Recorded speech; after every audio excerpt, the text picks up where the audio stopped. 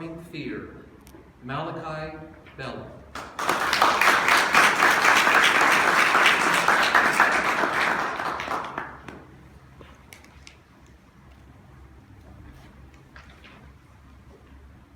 Your eyes pop open. It's dark, you can't see anything. You're really uncomfortable, you notice. Your back hurts, your neck hurts, you didn't get a good night's sleep. And you wonder, where the heck am I?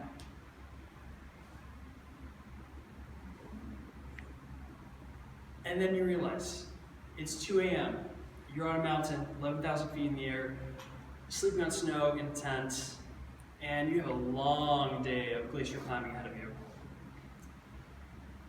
Members and guests, climbing a mountain is not as much a physical exercise as you would think. It's actually, I think, more a mental exercise as anything. I climbed Mount Rainier in summer of 2015, and it was the first serious mountain that I've ever tried to climb. And it taught me a lot about overcoming fear.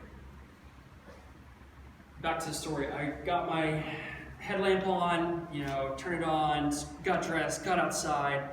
Everyone was a flurry of activity. I could see the mountain looming above me, and there's a trickling of lights already winding up this mountain. And I wondered to myself, can I do this? And honestly, I didn't know. Time would tell, the day would tell. So you get your crampons on, which are spikes, and you strap at the bottom of your feet, and you rope in, and you start walking, and you can only see what's probably a little bit 10 feet radius, whatever is illuminated by your headlamp. And you're walking, and suddenly you hit the cleaver. It's called Disappointment Cleaver. And no one knows why it's called Disappointment Cleaver, but it's basically a rock formation that separates two different glaciers. You have to get up on top of it in order to get to the top. And so the thing about this Disappointment Cleaver is the day before, all the snow had thawed, and so now the rock was icy because it got so cold, and so everything turned to ice. And at first it was fine. You're walking up. You're doing your thing. You're trying to keep your crampons from getting caught in the rope and trying to stay far away enough from your person without butting into them. But after a while, I noticed we're hundreds of feet in the air, and it's getting steep. And all of a sudden, I realized I'm clinging to this rock for my dear life. And at that moment, I realized this is the scariest thing I've ever done in my life. If you've ever done anything like this, it is scary. If one wrong move, one slip of your foot, and you will fall into the person below you, and you pull the two people down. It was a 4-person rope team. I was sweating bullets. I was hyperventilating. I was everything. This was seriously the pinnacle of my this is the most scary thing I've ever done. So the problem with this is you can't back down. There's no halfway point where you can just jump out, run down the mountain, and say, "Bye, guys. I'm sorry, I can do it." No, they will actually force you up. The only way out of this is up. And so, what felt like forever, I finally get to the top of this cleaver, breathe a sigh of relief, and at 9 a.m., we're at the top of the mountain.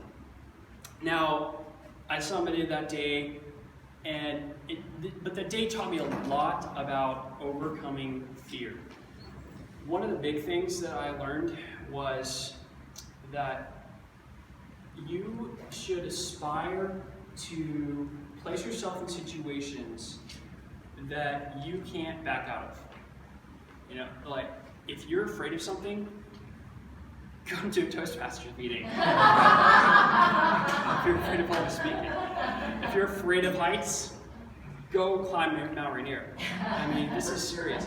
It actually is an important lesson. What are you afraid of? There's a quote, what would you attempt to do if you cannot fail? Such a powerful quote. What's holding you back that you're afraid of because you think you'll fail at it?